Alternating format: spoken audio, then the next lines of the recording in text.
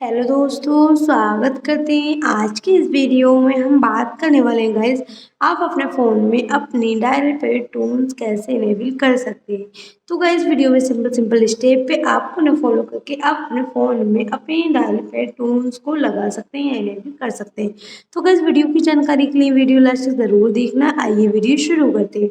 तो वीडियो शुरू करने के लिए गाइस सबसे पहले हमें अपने फ़ोन की सेटिंग में जाना है। जब सेटिंग ऑन कर लेते हैं गाइस आपको इस तरीके का इंटरफेस देखने को मिल जाता है। तो हमारा एक ऑप्शन आया है नोटिफिकेशन, तो हम इसको सॉरी साउंड एंड वाइब्रेशन, तो हम उस पर क्लिक कर देना। क्लिक करने के बाद हमें नीचे आ जाना।